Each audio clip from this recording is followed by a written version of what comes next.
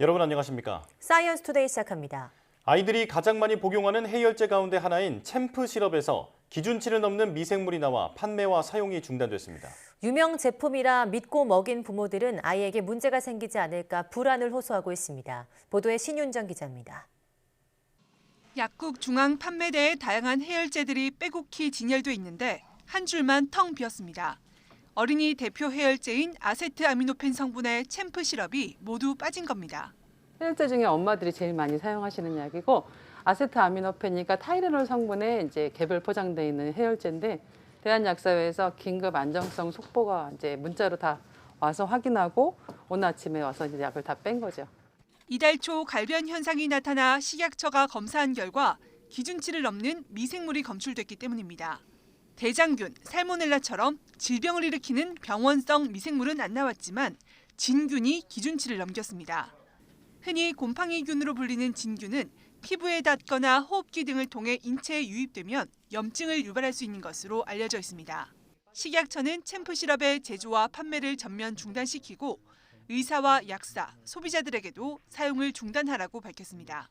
제조 시설에 대한 또 품질 관리 영역에 대한 조사 결과를 토대로 해서 더 필요한 안전 조치가 필요한지에 대해서 검토할 예정입니다. 소식이 알려지자 맘카페 등 어린 자녀를 둔 부모들이 주로 가입한 인터넷 커뮤니티들은 발칵 뒤집혔습니다. 판매 1위 제품이라 믿고 최근까지도 먹였는데 부작용을 우려하는 목소리가 큽니다. 따로 대체제를 부모님들이 많이 알고 있지 않은 상황인 것 같아서 그냥 다른 부모님들도 많이 놀랐겠다는 생각은 한 것 같아요. 그 제품뿐만이 아니라 다른 제품에 대해서도 좀 쉽게 생각을 할 수 없겠다는 생각은. 제조사인 동아제약은 약국과 홈페이지를 통해 제품 회수와 환불을 진행하고 있습니다. 식약처는 동아제약에 시중에 유통된 모든 챔프 시럽에 대해 식약처 지정 시험기관에서 검사하고 결과를 제출하라고 지시했습니다. YTN 신윤정입니다. 앞으로는 코로나19 같은 감염병 대유행으로 항공기 이용이 어려워지면 마일리지 유효 기간을 연장할 수 있게 됩니다. 소비자에게 불리했던 항공사 약관 조항이 이처럼 소비자 편의를 높이는 쪽으로 바뀌는 건데요. 어떤 것들이 있는지 이형원 기자가 취재했습니다. 항공사 마일리지는 유효기간이 있습니다. 지난 2008년 도입 이후 대한항공은 10년, 아시아나항공은 최대 12년으로 정해뒀습니다. 이제는 코로나19 같은 감염병 유행으로 항공기를 이용할 수 없을 때도 예외 없이 유효기간이 적용된다는 점입니다. 당시 소비자 불만이 잇따르자 항공사는 관계부처와 협의해 2020년부터 세 차례에 걸쳐 유효기간을 최장 2년 6개월 늘렸습니다. 마일리지를 사용하지 못하는 고객들의 불편을 최소화하기 위해 올해 말 만료되는 마일리지 유효기간의 연장을 결정하게 됐습니다. 오는 6월부터는 별도 협의 없이도 유효기간을 연장할 수 있게 됩니다. 코로나 같은 재난 상황에서는 마일리지 사용을 기대할 수 없는 만큼 미리 고객에게 알린 뒤 유효기간을 늘리도록 약관을 바꿉니다. 정상적인 마일리지 사용이 불가능한 기간까지도 마일리지 유효기간에 포함되도록 해석하는 것은 고객에 부당하게 불리한 조항으로서 유효기간을 연장하는 것이 타당하다고 판단하였으며 또 마일리지 사용 조건을 바꿀 때 유예기간을 1년만 두도록 한 것도 불공정 약관으로 봤습니다. 이에 항공사가 보너스 좌석 증편 등 마일리지 소진 방안을 적극적으로 마련하고 코로나 같은 재난 발생 때는 유예기간도 늘리도록 했습니다. 보너스 제도를 바꿀 때는 회원 이메일 등을 통해 개별적으로 알리고 제휴사 프로그램이 바뀌거나 중단될 때도 미리 알리는 것을 원칙으로 했습니다. 이 밖에 회원 마일리지를 임의로 정정할 수 있도록 한 조항은 사유를 구체화해서 고객에게 알리도록 했습니다. 공정위는 이렇게 바뀌는 약관 조항으로 소비자 손해를 방지하고 관련 분쟁을 예방할 수 있을 것으로 기대했습니다. YTN 이영훈입니다. 코로나19 팬데믹으로 급증했던 마스크 등 방역 물품 품목 허가와 신고가 팬데믹 이전 수준까지 줄어든 것으로 나타났습니다. 지난해 의약외품 허가 보고서를 보면 의약외품 품목 허가 신고 건수는 모두 2,029건으로 2021년 5,067건에 비해 40% 수준으로 급감했습니다. 이는 팬데믹 이전인 2019년 1,370건에 가까워진 수치입니다. 특히 마스크 허가 신고가 2021년 4,127건에서 지난해 1,337건으로 대폭 감소했습니다. 식약처는 방역 물품 수요 공급이 안정화되고 마스크 의무 착용이 단계적으로 완화된 데 따른 결과로 풀이했습니다. 일본 정부가 오는 29일부터 코로나19 입국 규제를 철폐하는 방향으로 조율하고 있다고 교도통신과 지지통신 등 일본 언론이 보도했습니다. 현재 일본에 입국한 사람은 코로나19 백신을 3회 이상 접종했다는 증명서나 입국 72시간 전 검사한 코로나19 음성 증명서를 제출해야 합니다. 코로나19 입국 규제가 철폐되면 이런 증명서를 제출할 필요가 없어집니다. 일본 정부는 당초 코로나19 전염병 분류 기준을 2류 상당에서 5류로 변경하는 다음 달 8일부터 입국 규제를 철폐한다는 방침이었지만 다음 주부터 시작되는 황금 연휴 전에 철폐하는 방향으로 조율하고 있다고 일본 언론은 전했습니다. 지지통신에 따르면 일본 정부는 오는 28일 이런 방침을 발표하는 방안을 상정하고 있습니다. 전 세계 한 종만 보고된 식물 플랑크톤 분류군인 기페니아 속 신종이 한국에서 발견됐습니다. 국립낙동강 생물자원관은 지난 2018년 6월 손천만 습지에서 채취한 퇴적토를 분석한 결과 돌말류 기페니아 속 생물종을 확인했다고 밝혔습니다. 돌말류는 바다와 강 등 물에서 부유하거나 습한 토양과 돌 등에 붙어 사는 식물 플랑크톤의 일종으로 광합성을 하는 생태계 주요 1차 생산자입니다. 기페니아 속 신종에는 한국에서 발견된 점을 강조한 기페니아 코리아나라는 이름이 붙었습니다. 탄소연대 측정 결과 1400년 전 삼국시대부터 현재까지 숨천만 습지에 생존한 것으로 확인됐습니다.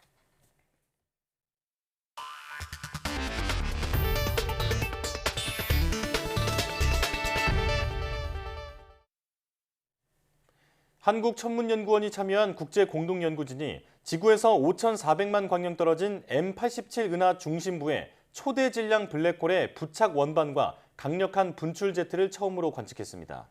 국제공동연구진은 칠레 알마 망원경, 그린란드 망원경 등 세계 각지의 전파 망원경을 이용해 이 같은 현상을 관측했다고 밝혔습니다.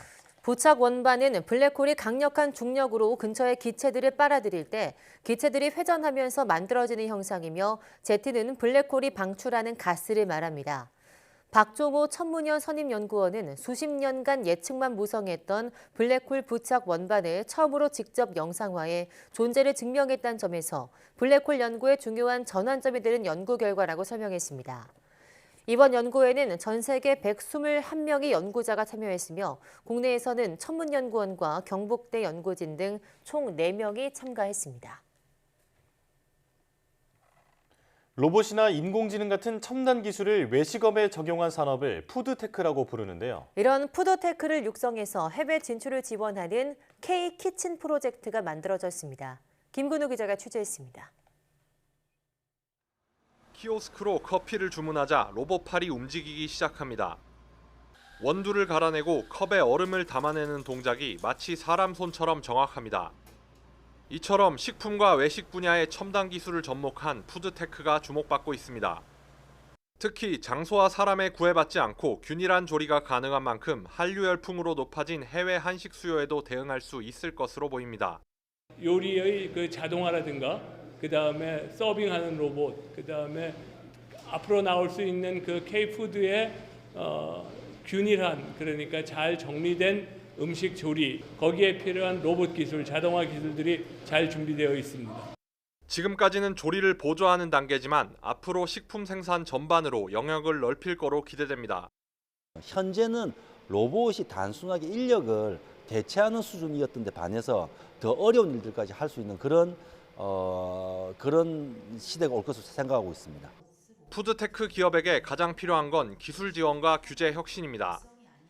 경상북도와 포항시는 K-키친 프로젝트를 만들어 민간 기업의 포스텍의 로봇 기술을 공유하고 특구 지정을 비롯한 성장 기반도 만들 계획입니다.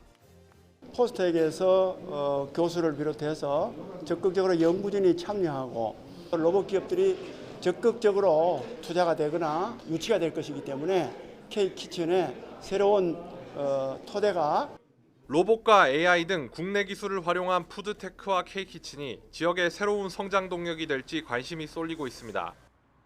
YTN 김근우입니다. 한미 두 정상은 삼성과 현대차를 비롯한 우리 기업에 타격을 줄 반도체법과 IRA법에 대해 구체적인 해법을 내놓는 대신 계속 협의를 이어가겠다고 밝혔습니다. 바이든 대통령은 중국을 겨냥한 법이 아니라며 한국과 윈윈할 수 있다고 설명했습니다. 박기환 기자입니다. 바이든 대통령은 중국 견제를 위한 반도체법이 한국 기업에 피해를 주는 게 아니냐는 미국 기자의 지적에 단호하게 아니라고 답했습니다. And now we have an enormous investment in the United States, well over $200 billion in long-term investment in semiconductors. And we're rebuilding the economy of the United States with those semiconductors. It's not designed to hurt China. 한국에서도 일자리가 늘어날 수 있어서 윈윈이라면서도 피해 최소화를 위해 노력하고 있다고 설명했습니다. So I think it's a win-win. Most of the South Korean companies believe that there's somehow a U.S. effort to slow them down, prevent their growth, or anything like that. We'd like to see them grow. 결국 한미 양국은 긴밀한 협의를 지속한다는 원칙만 재확인했습니다. 반도체법이 재선 출마 의지를 다진 바이든 대통령의 주요 성과인 만큼 일단 차후로 미룬 것으로 보입니다. 대신 윤석열 대통령은 양국이 바이오와 반도체 등 차세대 핵심 신흥기술 협력을 강화하기로 했다며 미래 세대가 더 풍요로워질 수 있다고 말했습니다. 전후방 효과로 나오는 다양한 넓은 이런 산업 생태계 구축에 또 많은 투자와 일자리의 기회를 가질 것입니다. 그리고 무엇보다 미래 세대에게 어떤 도전과 혁신 의지를 여기에 한미는 반도체 인재 등 4천여 명을 교류하는 데 모두 6천만 달러를 지원하고 양자 기술과 항공 우주 등 포괄적 분야에서 경제 협력을 강화하기로 했습니다. YTN 박견입니다. 교통법규를 위반한 차량만 골라 일부러 사고를 내고 보험금을 뜯어내는 사기가 기승을 부리고 있습니다. 지난해 피해 금액이 4,700억 원에 달해서 전년 대비 10% 넘게 늘었습니다. 보도에 김지선 기자입니다. 신호가 바뀌는 순간 꼬리물기 하는 차량을 옆에서 그대로 들이받고 차선을 바꾸는 차량을 발견하고 속도를 높여 뒤에서 부딪히기도 합니다. 과실 차량을 골라 일부러 사고를 내는 자동차 보험 사기입니다. 운전자가 교통법규를 위반한 경우 보험금을 더 많이 받아낼 수 있는 점을 노린 겁니다. 금융감독원은 최근 이처럼 교통사고 1,580여 건을 고의로 낸 뒤 보험금 84억 원을 뜯어낸 109명을 적발했습니다. 고의사고 혐의자들은 친구나 가족 등 지인과 함께 사전에 공모해서 운전자나 동승자로 역할을 바꿔가며 비슷한 유형의 교통사고들을 여러 번 반복해서 유발한 것으로 확인됐습니다. 자동차 보험 사기 피해액은 매년 증가세입니다. 지난해 보험업계에서 적발한 보험금은 4,705억 원에 달했는데 전년 대비 12% 넘게 늘었습니다. 전체 보험 사기 피해액의 40%가 넘습니다. 실선이나 교차로에서 진로 변경을 하는 차를 노린 경우가 가장 많았고 교차로에서 비보호 좌회전을 하거나 차선을 안 지키는 차를 들이받는 경우가 뒤를 이었습니다. 도로에서 후진하는 차를 일부러 피하지 않고 부딪히거나 임신부인 척 지나가는 차량의 신체 일부를 부딪히고 합의금을 뜯어내기도 합니다. 금융감독원은 자동차 보험 사기가 의심될 때는 현장 사진과 블랙박스부터 확보해 놓으라고 조언합니다. 또 현장에서 운전자가 합의하는 대신 보험사나 경찰에 도움을 요청하라고 당부했습니다. YTN 김지선입니다. 정년 연장을 골자로 하는 연금 개혁을 밀어붙인 프랑스 정부가 2차 개혁에 시동을 걸었습니다. 앞으로 100일 동안 추진할 노동, 환경, 공공서비스 개혁안을 공개한 겁니다. 다만 국론 분열이 심해질 수 있는 이민법 개정은 미뤘습니다. 이종수 기자입니다. 에마뉘엘 마크롱 프랑스 대통령은 격렬한 항의 시위 속에서도 최근 연금개혁 법안에 서명했습니다. 우리나라 헌법재판소 격인 프랑스 헌법위원회가 정년을 기존 62세에서 64세로 연장하는 연금개혁 법안 합헌 결정을 내린 이튿날 서명하며 법제화를 마쳤습니다. 인기를 잃어도 국익을 선택하겠다며 정치 생명을 건 정면 돌파를 해낸 겁니다. Mais entre les sondages et le court terme et l'intérêt général du pays, je choisis l'intérêt général du pays. Et s'il faut derrière endosser l'impopularité aujourd'hui, je l'endosserai. 연금개혁 강행 이후에도 항의 시위대는 마크롱 대통령을 따라와 냄비를 시끄럽게 두드리거나 전기 공급을 차단하는 방법 등으로 행사를 방해하고 있습니다. 마크롱 대통령은 자신이 가는 곳마다 등장하는 냄비 시위에 주방 용기 소리로 상대 목소리를 덮어버리는 것은 민주적인 삶의 훌륭한 제스처로 보이지 않는다며 반대와 분노는 전적으로 민주적이고 상대를 존중하는 틀 안에서 나와야 한다는 입장을 밝혔습니다. 프랑스 정부는 국명전환에 나서 앞으로 100일 동안 추진할 노동, 물가, 공공서비스 개혁안을 발표했습니다. 노동 부문에선 임금을 올리고 오는 6월에는 완전고용 달성 법안을 제출하기로 했습니다. 에너지 가격 인상 제한을 유지하고 최저시급을 앞으로 1년 안에 최소 6% 인상하며 친환경 산업 법안도 다음 달 중순 발의하기로 했습니다. 모든 교사 급여를 올리고 간호사 등 의료진 채용을 확대하며 혼잡한 응급의료 서비스를 개선하겠다고 밝혔습니다. 다만 연금개혁 못지않게 찬반이 엇갈리는 이민법 개정안은 더 이상의 국론 분열을 우려해 발의를 미루기로 했습니다. YTN 이종수입니다.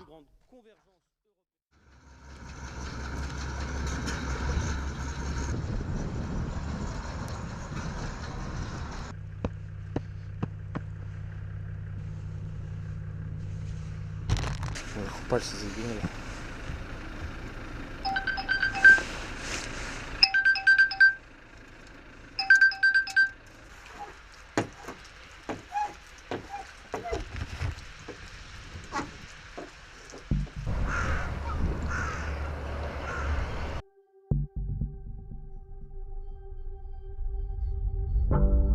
Вулканологи знали, что активность у безымянного растет, и должно было произойти эпизод максимального, так сказать, извержения, да, называется пароксизм вулканологии.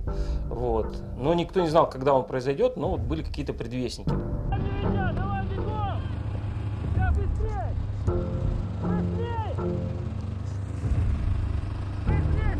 Никто не знал, что он рванет именно в тот момент, когда мы будем там ставить станции и находиться прямо рядом, в 9-8 километров от конуса вулкана.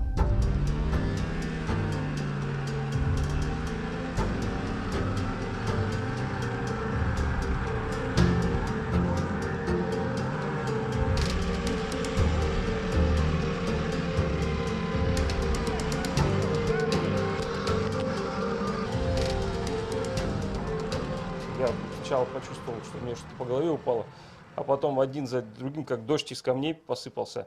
Но благо, что вот этот камнепад, он был из камней, или лапелли называется по-научному. Это вулканический материал, который летит. Продукты. Да, продукты, да, вулканические.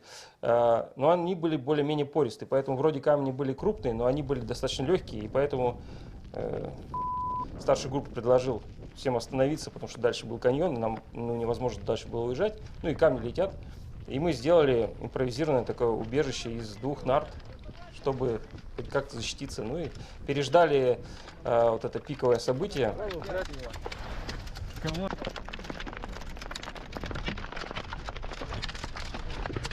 Ну, вообще, на самом деле, сначала не было страшно, потому что, может, так путешественники, наоборот, там, вау, прикольно, ух ты, как-то даже опасности не представляешь, а потом уже, когда какие-то волнения начались, слова там умные, пирокластика.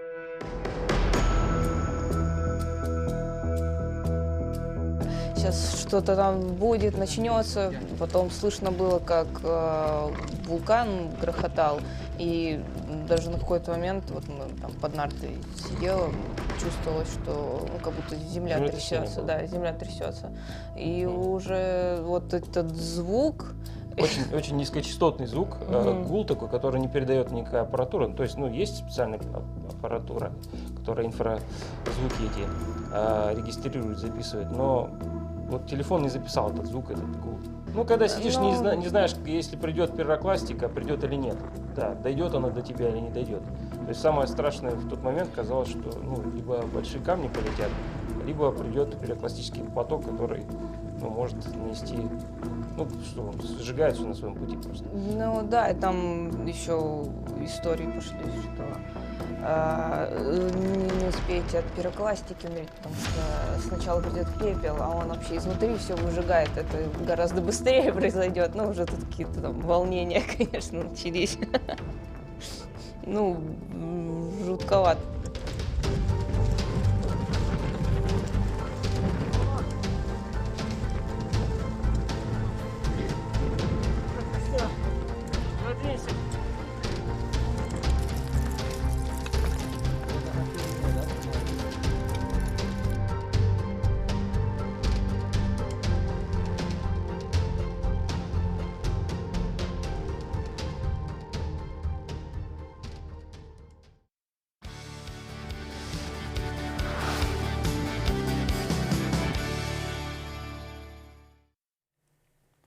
국내 연구진이 셀 하나로 데이터 저장은 물론 연산과 데이터 변환까지 가능해 데이터 처리 속도를 획기적으로 개선한 새로운 개념의 AI 반도체를 세계 최초로 개발했습니다. 오늘 과학의 달인에서는 셀 하나로 여러 기능을 수행하는 다이나 플라지아에 대해 자세하게 이야기 나눠보겠습니다. 카이스트 전기전자공학부 김상진 연구원과 함께합니다. 어서 오세요. 나와주셔서 고맙습니다. 자, 새로운 개념의 AI 반도체를 세계 최초로 개발했다고 하니까 어떤 건지 정말 궁금한데 이 다이나 플라지아 어떤 반도체인가요?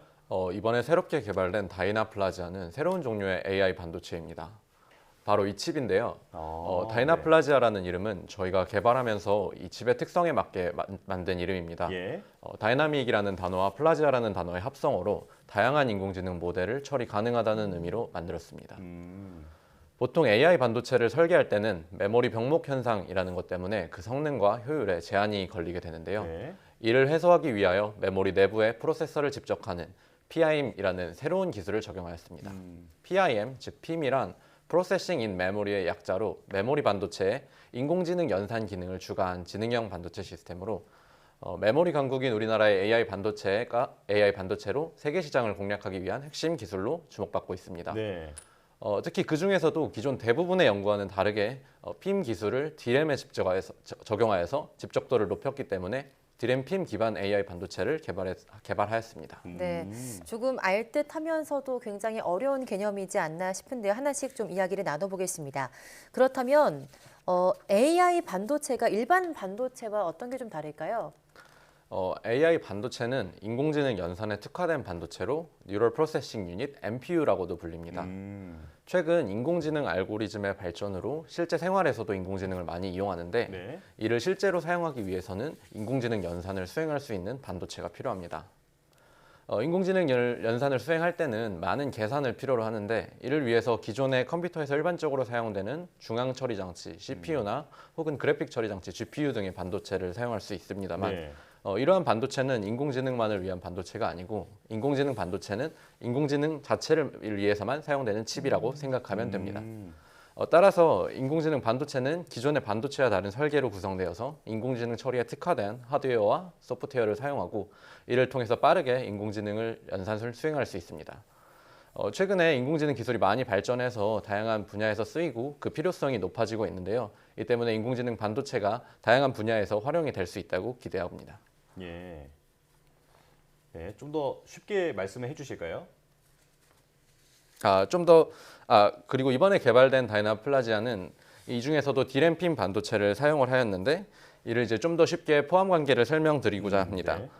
기존에 반도체가 있었다면은 AI에 특화된 반도체를 AI 반도체라고 하고 그 중에서도 특히 메모리와 함께 이제 집적한 반도체를 PIM 반도체, 그 중에서도 이제 D램의 더 고집적도의 D램을 사용한 것을 D램 기반 PIM 반도체, 그 중에서도 이제 저희가 새롭게 개발한 다이나 플라지아가 있습니다. 네, 그렇군요. 그러니까 다이나 플라지아라는 이 반도체가 AI 시대를 이끌어갈 최신 반도체다 이렇게 이해를 하면 될 것 같습니다. 자, 그리고 메모리 병목 현상을 해소하기 위해서 메모리 내부에 새로운 기술을 적용했다고 조금 전에 설명을 해주셨는데 메모리 병목 현상에 대해서 조금 더 자세히 말씀해 주시죠. 대부분의 기존의 반도체나 AI 반도체는 폰 노이만 구조를 기반으로 하고 있는데요. 네. 이런 구조는 정보 저장을 위한 메모리와 그리고 연산을 위한 프로세서가 분리되어 있는 구조입니다. 이 구조에서는 프로세서가 연산을 위해 동작을 할 때 메모리에서 필요한 데이터를 불러와줘야 합니다. 네. 따라서 프로세서와 메모리 간의 데이터 전송이 필요한데 이 과정에서는 큰 전력 소모가 필요하고 시간이 걸리는 문제가 발생하게 됩니다. 따라서 프로세서의 성능이 아무리 향상이 되더라도 데이터 전송 속도와 그 처리 속도에 전력 소모가 제한이 걸리게 되고 네. 이에 의해서 전체 성능이 저하되는 것을 메모리 병목 현상이라고 합니다. 이러한 메모리 병목 현상은 컴퓨터에서 처리하는 대부분의 작업에서 발생하는 문제이지만 특히 인공지능 연산 처리에 와서는 더욱 심각해지는데요. 인공지능 연산에서는 대규모 데이터를 다루기 때문에 더욱 심각한 문제가 되게 됩니다. 또한 실제로 이제 인공지능 반도체에서는 그 인공지능 연산에 필요한 그 많은 연산을 수행하기 위해 병렬적으로 많은 연산을 함께 처리하고 또 이 때문에 높은 처리량과 낮은 지연 시간을 보이는데 이 때문에 높은 처리 속도를 위해서 더 많은 데이터를 더 빠르게 가져와야 되기 때문에 메모리 병목 현상이 인공지능 반도체 설계에 있어서 더욱 중요한 문제 중 하나로 볼 수 있습니다. 네. 그렇다면 또 메모리 내부의 프로세서 연산기를 직접 하는 새로운 또 PIM, 구체적으로 어떤 걸까요? 네, PIM은 앞서 설명드린 것처럼 프로세싱 인 메모리의 약자인데요. 기존의 메모리와 프로세서가 분리된 폰 노이만 구조의 컴퓨팅 방식과는 달리 메모리와 프로세서가 통합된 구조를 말합니다. 네. 즉 프로세싱 인 메모리, 그 이름에서 알 수 있다시피 메모리 내부에 연산 로직이 집적되어 데이터 처리를 효율적으로 할 수 있게 설계하는 기술입니다. 따라서 PIM 반도체는 기존의 폰 노이만 구조의 반도체 메모리의 병목 현상을 해소하고 또 메모리에서 연산기로 데이터를 전송하기 위한 전력과 시간을 줄일 수 있습니다. 이러한 PIM의 장점 때문에 인공지능 반도체를 개발하는 데 있어서도 큰 관심을 받고 있습니다. 인공지능 분야는 앞서 설명드린 것처럼 대규모의 데이터를 빠르게 처리하는 것이 필수적이기 때문에 PIM을 사용하면 높은 병렬성으로 동작하면서도 메모리의 병목 현상을 해소해서 더 처리 속도를 높이고 전력을 낮출 수 있습니다. 이번에 개발된 다이나플라지아는 이 PIM 기술을 D램 메모리에 적용한 방식입니다. 네, 그러니까 조금 전에 설명해 주신 대로 프로세서가 아무리 개발이 되어도 이 메모리와 분리가 되어 있던 그 구조적인 한계 때문에 성능을 올릴 수가 없었는데 이제는 프로세서의 성능을 발목 잡았던 문제들을 다 해결했다. 네, 이렇게 이해하면 될 것 같은데요.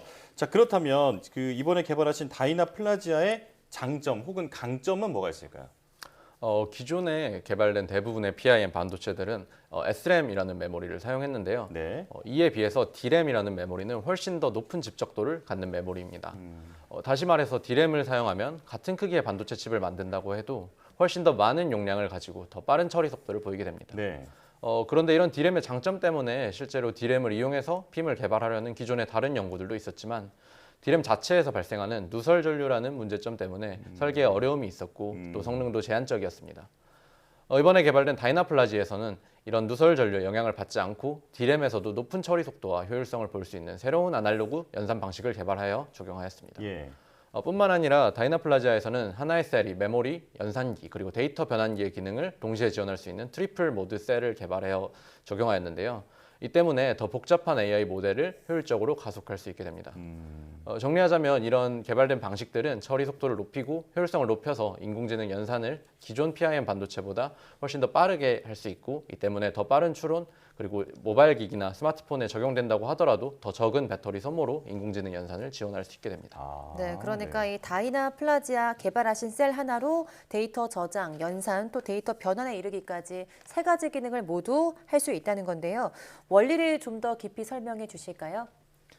다이나플라지아에서는 하나의 D램 셀이 메모리, 연산기, 그리고 데이터 변환기 기능을 동시에 지원할 수 있는 트리플 모드 셀이 개발돼서 사용이 됐는데요.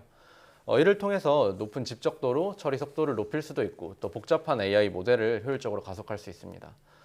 트리플 모드 셀은 그 트랜지스터 3개와 축전기 2개로 구성이 되어 있는데요. 이런 셀을 구성하는 트랜지스터와 그리고 이 셀 간의 연결을 적절히 제어해서 트리플 모드 셀에 3가지 모드가 지원이 됩니다. 예를 들어서 연산을 수행하는 연산기 모드에서는 메모리 셀에 가중치를 저장하고 모드 제어 선으로 입력값을 넣어 인공지능 연산에 필요한 곱셈 연산을 수행할 수 있습니다. 이러한 연산기 구조는 누설 전류의 영향을 받지 않고 D램에서도 높은 처리 속도와 효율성을 보일 수 있는 새로운 아날로그 연산 방식을 지원합니다. 또 메모리로 쓰이는 경우에는 모드 제어선을 통해 2개의 트랜지스터를 끄고 축전기로서 사용하고 이 때문에 메모리 셀로서 이용할 수 있게 되는데요. 이렇게 되면 셀 주소를 선택하여 내부 데이터를 입출력할 수 있습니다.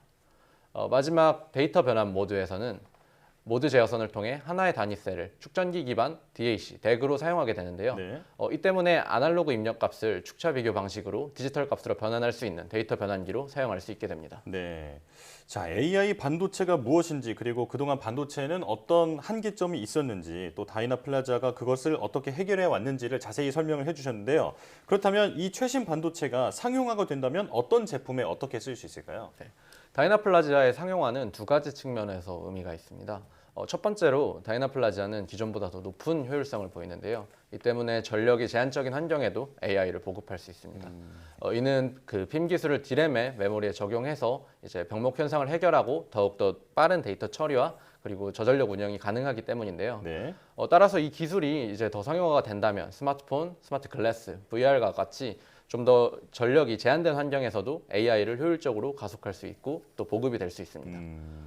두 번째로 갖는 의미는 다이나플라지아는 이제 더 복잡하고 그리고 더 큰 AI 모델을 지원할 수 있게 됩니다. 네. 최근 인공지능 모델이 날이 갈수록 더 그 크기가 커지고 또 구조도 복잡해지고 있는 추세입니다. 이에 따라서 더 성능도 높아지고 또 다양한 인공지능 모델에 대응할 수 있는 이런 AI 반도체가 필요해지는데 이번에 개발된 다이나플라지아는 D램 기반의 구현으로 더 빠른 처리 속도를 보이는 고집적도의 AI 반도체임과 동시에 트리플 모드셀을 이용하여 이 재구성 가능한 기능성으로서 좀 더 다양화되는 AI 모델에도 대응할 수 있습니다. 네, 그렇다면 지금 상용화 단계가 어디까지 왔다고 보십니까?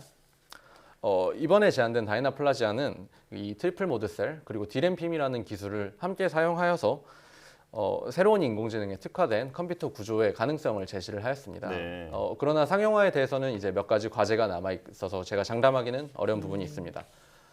첫 번째로는 이제 D램 공정의 적용입니다. 반도체 공정에는 일반 반도체 공정과 D램 공정이 따로 있는데요.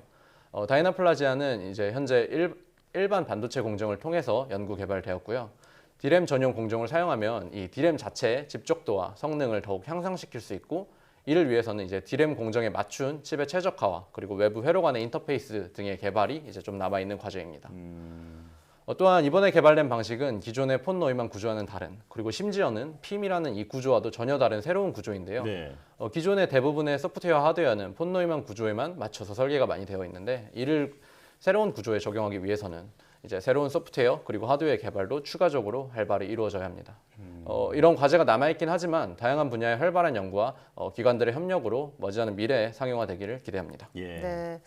우리나라가 가장 잘하는 것 중 하나가 또 메모리 반도체이고 최근 전 세계 IT 판도를 바꾸고 있는 게 AI인데요. 이 두 가지 기술이 접목된 AI 반도체에 대한 기대가 굉장히 큰 상황입니다. 앞으로도 계속된 연구로 전 세계 시장을 선도하는 우리 대표 기술이 되었으면 좋겠습니다. 카이스트 전기전자공학부 김상진 연구원과 함께했습니다. 고맙습니다. 고맙습니다.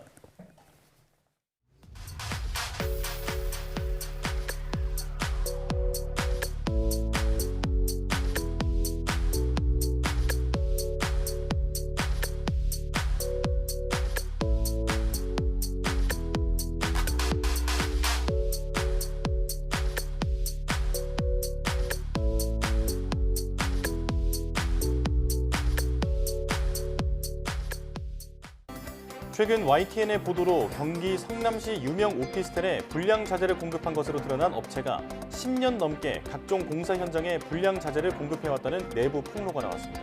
건축물은 수많은 시민이 함께 이용하는 만큼 안전에 있어서는 어떠한 타협도 있어서는 안 되는데요. 이미 시공된 건축물의 철저한 안전 진단과 함께 재발 방지를 위한 대책이 조속히 마련돼야겠습니다. 네, 뉴스 마칩니다. 시청해주신 여러분 고맙습니다.